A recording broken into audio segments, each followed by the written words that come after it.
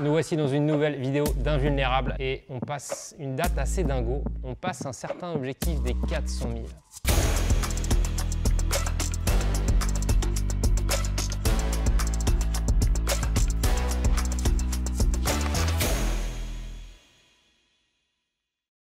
C'est une histoire assez folle et on voulait prendre le temps de la raconter parce que vous êtes nombreux à suivre ces milliers de slips, milliers par milliers, quand on a eu l'idée complètement barrée de dire qu'on allait faire 400 000. Déjà, est-ce qu'on réalise, tu vois? Pas tellement. Voilà. Et on peut remonter le fil, mais c'est pas évident. On remonte le fil? On peut remonter le fil, ouais. Alors le concept, c'est la nouvelle gamme du slip français, Révolution. Pour le shooting, on a voulu prendre un mannequin aussi révolutionnaire que nos slips, Al, The Intelligent Android.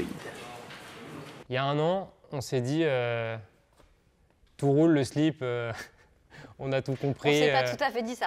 Non, il y a un an, à la même période, on s'est dit, on sait vendre 50 000 sous-vêtements à 20 € en 3 semaines. Ce qui était pas mal. On était hyper confiants et on s'est dit, on va pas réussir à sauver la boîte si on reste dans cette situation. On s'est dit, bah faut y aller et il faut dupliquer ça à très très grande échelle.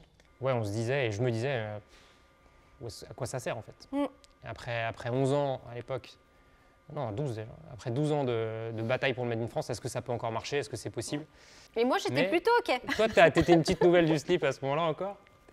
On a proposé le projet à plusieurs partenaires. Ouais. On ne sait pas, mais on y va. On n'a pas de cash, mais on y va. Juste de quoi acheter les premiers stocks, quoi. On s'est mis à faire par nous-mêmes. Et effectivement, comme tu le dis, embarquer les fabricants avec nous, au bon niveau, au bon endroit. Ouais. Donc ça, c'était tout début d'année, ouais. Pour finalement lancer la Révolution.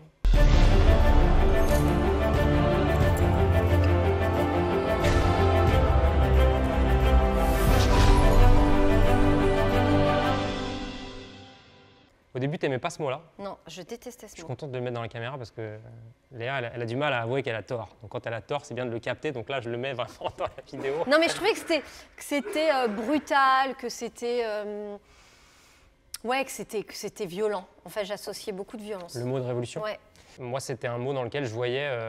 déjà, pour moi, c'est un des plus beaux mots de la langue française. C'est ce pourquoi les Français sont connus partout dans le monde, la révolution. Révolution!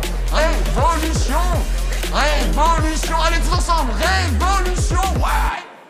J'ai réussi à te convaincre que c'était le bon choix et que ce mot-là, révolution, il allait nous porter déjà, tu t'es mis debout. loin et fort. Ouais, souvent, quand tu pitches debout... Je fais comme ça et je dis j'ai une bonne idée. Voilà. Quand je me mets debout, c'est bon signe. Enfin, ou mauvais signe, je sais pas. Mais... Et là, succès total dès le départ. Ça a marché comme sur des roulettes premier jour. Déjà, on lance la prod. Ah oui, c'est vrai. Parce qu'on lance le projet le 3 avril. Ah oui, j'oubliais, c'est vrai. Il faut les fabriquer. Mais avant, il fallait les fabriquer. Ouais. Donc, il fallait que tous nos partenaires croient en nous. Et fabuleux, bien sûr, fabuleuse histoire, c'est qu'on démarre avec 7 partenaires qui sont vraiment hyper impliqués. On fait des visios en commun. Donc, il n'y a même plus de distinction entre la concurrence et tout le monde s'entraide. On sent une grande confiance en nous, alors que je pense qu'ils ont encore plus confiance en nous que nous en nous. Et on y va et on fonce et ils se mettent à fabriquer comme des fous. Mais vraiment, on lance les commandes début janvier. Et on engage 100 000. On se dit, il faut qu'on ait au moins 100 000 pièces en stock pour démarrer le 3 avril. Et là, déjà, beaucoup déjà, 100 000. C'est énorme. Par rapport à d'habitude, tu vois, le lancement de 100 000, d'habitude, on lance combien? C'est quoi le... 10 000. Ok, donc on lance déjà 10 fois plus au 3 avril. Révolution, c'est x10. Et on n'a pas vendu le produit à personne. On n'a jamais vendu ce produit, on n'a jamais essayé. On garde nos derniers sous pour lancer Révolution. Parce que ouais, au mois de mars, on est ric-rac pour payer les salaires. C'est fini, ouais. Et on n'a plus de cash. On est dans la merde. On a payé nos fabricants. Donc j'avais un peu de raison de stresser quand même au mois de décembre quand j'étais en PLS. Ou pas. Ou pas. Toi, tu savais. Il n'y avait pas le choix. Il n'y avait pas le choix. Donc Révolution 3 avril. Donc on est le 3 avril, on a 100 000 sous-vêtements en stock à l'entrepôt chez Loctex. Ouais. On lance le 3 avril. Et tout se passe comme prévu? Non. Le premier jour, on lance. On avait prévu quand même, on s'était mis un peu d'ambition sur le chiffre. 100 000 €, on avait teasé pendant des semaines. On avait fait beaucoup de films pour rassurer le client sur la qualité. Sur qui était le redoutable et intrépide. De montrer que c'était la même qualité alors que le prix divisé par 2, voilà, le double fond. Voilà, on avait tout fait. On a mis le paquet. Ouais. Et en fait, on fait pas le chiffre, quoi. Et on fait pas le chiffre. Du coup. Ouais. Et là, C'est moi qui t'appelle, je crois. Je sais pas, on s'appelle, il doit être 21 h, on se dit on a tout foiré. C'est pas ouf, non? Ça marchera pas. C'est pas ouf. Ouais. Donc là, il faut être solide. Cette vidéo, c'est exactement ça le but. Hein. C'est vraiment de vous montrer où les 400 000, c'est super, mais on va raconter la suite, mais c'est pas non plus un long fleuve tranquille. Non. Donc on se dit, c'est pas ouf ce premier jour. Qu'est-ce qui se passe? Pourquoi ça marche pas? On a tout. On a tout. Et là on s'est dit quoi? Ah putain, les cons. On a oublié de dire que le prix était divisé par 2. On a oublié le message principal. On a oublié de dire que c'était moins cher. On a tout dit, la qualité. On a tout dit, le robot, la ceinture en jacquard. La ceinture en jacquard, la cocarde en voilà. moins. Mais on n'a pas dit. On n'a pas dit. T'as pas dit zip. On a oublié de dire le prix divisé par 2. On a oublié de dire que le prix divisé par 2. Et donc là, du coup, on le met. Et deuxième jour, du coup, on envoie la newsletter un peu plus tard à nos clients. Et là, on fait 110 000 euros de chiffre d'affaires sur la journée du jeudi 4 avril. Et du coup, 4 avril, super. 5 avril, super. 6 avril, super. 7 avril, plus de stock. Une fois qu'on a dit que le prix était divisé par 2, on n'a plus de marine. Non. Vous avez fait une expérimentation cet été. On est plusieurs d'ailleurs à avoir précommandé. Oh, merci. et avec des prix qui étaient quasiment divisés par 2. Et en fait, ça a tellement bien marché, vous en avez vendu 500 000, je crois, ou 400 000. 50 000, 500 000 serait pas mal, mais 50 000. Mais là, vous allez en vendre 400 ou 500 000? Là, on va en vendre 400 000. Mais alors, comment vous allez faire? Parce que ça veut dire que vous allez décupler votre production, là. C'est possible, ça? Et là, il faut compter sur ses partenaires, compter sur ses clients aussi. Ouais. Parce on que a du fait coup, patienter. on enclenche la précommande. On ne peut pas se permettre de ne pas encaisser le chiffre d'affaires et les gens veulent acheter chez nous, mais on n'a pas le produit, on n'a pas forcément la bonne taille, la bonne couleur. Donc on branche les précommandes. Ça veut dire quoi? Ça veut dire que vous passez commande sur le site. Nous, on est en train de fabriquer le produit. Ici, il y a bonne nouvelle pour une partie. Et il va rentrer à l'entrepôt plus tard et il va chez vous plus tard. Il y a des gens qui ont dû attendre… Un mois. Un gros mois. Un gros mois. Un gros mois. Donc à tous ceux qui nous regardent, on s'en excuse. Franchement, on a fait de notre mieux, mais on s'est fait… Débordé, pour le dire poliment. Mais pour nous, c'est un vrai risque industriel. Pour vous donner un ordre d'idée, normalement, on lance nos séries chez nos partenaires, Éminence ou Bonne Nouvelle, et voilà, des gens un peu partout en France. On les lance par 5 ou 10 000. Là, on les lance par 400 000. Donc, il faut vraiment… Vous prenez un risque. Ah, il y a un risque qui est énorme. On met tout sur la table, sans mauvais jeu de mots, vraiment de se dire, en fait, pour moi, le contexte est tellement compliqué en 2024, s'il y a un côté, ça passe ou ça casse. Et comme on est à 20 millions d'euros de chiffre d'affaires, la plus grande marque 100% textile, à un moment donné, soit on encarte quelque chose auquel on croit, on y va et c'est maintenant, soit vous faites autre chose, quoi. Soit on fait autre chose, quelque part. Alors, on va pas faire autre chose. Mais non, mais quand même, c'est-à-dire qu'il y a un côté vraiment risque industriel, là, ça passe ou ça casse. Ouais, exactement. Il faut quand même se rendre compte qu'on n'est pas du tout dans les volumes qu'ils avaient l'habitude de piloter. On a Bonne Nouvelle qui se construit et qui grandit et qui recrute et qui crée des lignes sans crainte. Et on a Chantel, à qui on confie, qui n'avait pas eu de commande de 20 000 pièces depuis 30 ans. Enfin, je ne sais pas après ce qu'elles nous ont dit, les filles. Depuis 30 ans. Le 16 juin, on sort de la préco. On sort de la précommande, on a enfin assez On a reconstitué du stock. Et on doit arriver pas loin des 200 000. Ouais. On en parlera peut-être à la fin de la vidéo, mais c'est assez dingue de dire en fait, on a posé un chiffre de 400 000 qui sortait d'un Excel, mais on aurait pu très bien dire 300 ou 500. Ah bah oui, je te dis, au départ, faut juste que ça fasse les maths. On aurait dit 500, on aurait sûrement fait 500. Anniversaire de la fête nationale de l'Openat de l'année dernière. On fait des bons soldes et non pas des bonnes soldes. D'accord, très bien, ok. Ouais. Ouais, si tu veux. Okay. Non, tu veux non, on fait de bons soldes, c'est vrai. Non, mais non pas des bonnes soldes. Pourquoi des bonnes soldes? Ouais, parce que tu réagis pas. Non. Des bons soldes ou bonnes soldes. Non, ok. Non, tu très hurles. Chelou. Hein. Non, mais sinon tu hurles quand tu dis on dit des bons soldes. Je dis rien du tout. Ok, d'accord. Je n'ai jamais dit ça. D'accord, ok. On s'en fout de la caméra. Je n'ai jamais dit ça. Elle est terrible. Ok. Oh, mais la mauvaise foi, celui-là. Ok, donc des bons soldes. On fait faire quelques photos par Vincent, noir et blanc. Beauté. T'as bien aimé le shooting avec James? James, pas du tout pudique, magnifique. Vraiment. James, Léa passe un bon moment. J'ai passé un très bon moment. On a passé un très bon moment avec James, qu'on salue au passage. Très sympathique. Très sympathique. Et Vincent me propose de faire une photo. Je me mets sur une chaise. Je ne suis pas là. Je tiens à préciser que je ne viens pas sur cette séance. Exactement. Je viens que quand il y a James. Exactement. Et donc, je fais une photo sur la chaise. Et là, dans un instant d'égarement, je dis à 400 000, j'enlève la chaise. J'ai dit qu'à 400 000, j'enlevais la chaise. Cette opération branle-bas de combat pour le patron du slip français. Un nouveau produit doit lui sauver la mise d'ici la fin de l'année. C'est un peu ce que tu viens de dire, en fait. C'est de se dire qui je suis, moi, Guillaume, qui est le slip, comment je donne de ma personne depuis 13 ans, mais au bon niveau, en m'engageant sur l'image, en m'engageant sur une communication, en retrouvant cette communication un peu punchy, des petites blagues, avec des jeux de mots, un peu Puis fier de nous aussi, fier de ce qu'on fait, fier de... On est en train de réaligner un business, on est en train de se dire qu'en France, c'est possible de faire un prix plus accessible, c'est encore pas, peut-être pas le bon, on va encore continuer de travailler. Et on mesure aussi les emplois qu'on est en train de créer, le recrutement qu'on est obligé de faire pour tenir ces volumes. Il faut imaginer que les premières semaines, on vend 20 000 pièces par semaine. C'est énorme. Tu avais peur de l'été? Ouais, j'avais peur de l'été parce que tout le monde me disait, donc moi j'avais jamais piloté une boîte qui fait du digital, et tout le monde me disait en août c'est mort, et moi je me résignais pas. Comment on fait pour que ce soit pas mort en août? Comment on va dire à nos clients, bah voilà, c'est le mois d'août, profitez-en en fait. Nous on avait beaucoup de stocks d'invendus. On avait pas tant des invendus qu'on avait tellement fait de choses. Qui avaient panel de produits différents. De sweatshirts, plein de trucs qui venaient de 13 ans de créativité aussi. Exactement. Et on s'est dit, bah écoute, on va créer la braderie du slip et tout l'été. Non, la grande braderie du slip. Ah pardon, excuse-moi. La grande braderie du slip. Et tout l'été, alors on va pousser des produits historiques du slip. Avec une petite camionnette. Avec une petite camionnette qui s'est promenée dans toute la France. Qui rappelle bien sûr l'estafette du slip. Dans nos newsletters.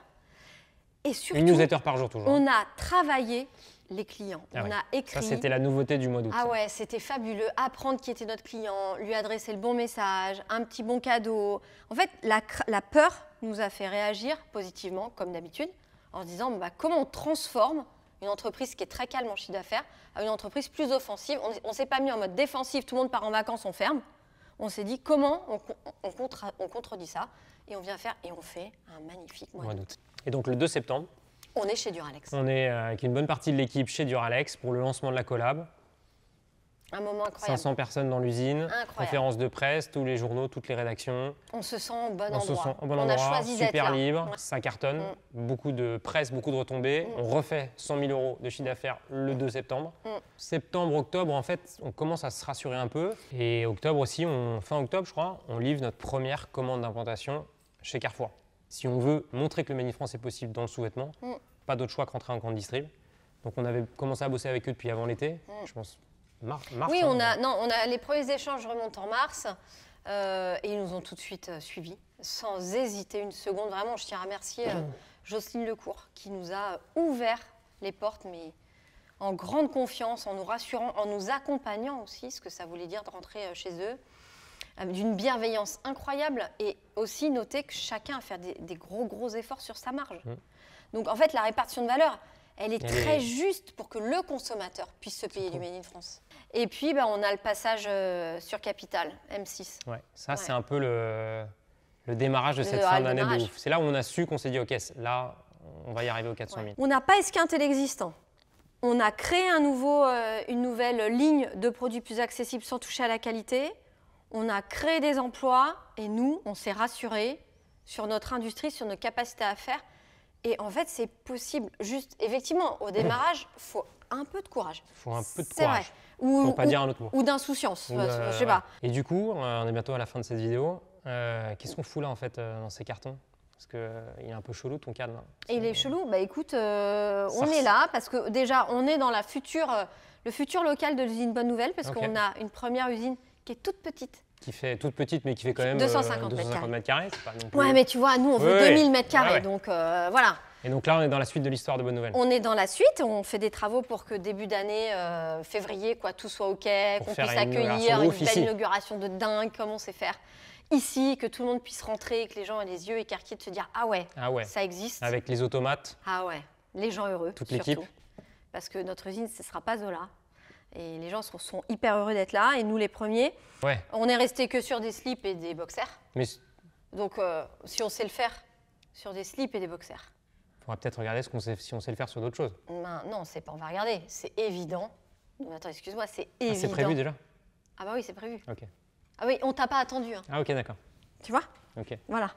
Donc non, bien sûr, il faut absolument qu'on continue de travailler ces chaînes de fabrication, qu'on continue de créer de l'emploi. Et donc, pour ça, il faut aller pousser d'autres produits d'équipement de l'homme. Notre job, ce n'est pas que des slips et des boxers. C'est l'équipement de l'homme. L'équipement, c'est les chaussettes, les t-shirts, les débardeurs, les pyjamas. Et tu vois, juste pour tenir ces chaînes de fabrication, il va nous falloir 20 personnes supplémentaires dans une usine. sur un produit, un t-shirt complètement fait en France, matière première tricotée en France, teinture en France, confection en France, logistique en France, pas être très très loin d'un prix de revient du Portugal.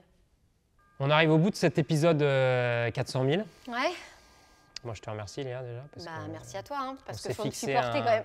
On s'est fixé un sacré challenge. On voulait vous montrer par cette vidéo que rien n'est simple et qu'il n'y a pas de recette magique, c'est du travail et de la remise en question et du challenge. Et je crois qu'on peut être fiers de nous. Il reste beaucoup de chemin devant, mais on peut être fiers de nous. En tout cas, beaucoup de soirées de doute, d'inquiétude et en même temps, quand c'est OK. Quand on va dans le bon ordre, voilà. En tout cas, remercier tous ceux qui nous ont soutenus, clients, partenaires, équipe du slip, actionnaires. Voilà, on est reconnaissants, je crois, de tout ça. Mais les clients, c'est incroyable, incroyable. Parce que la France, c'est un petit pays, donc...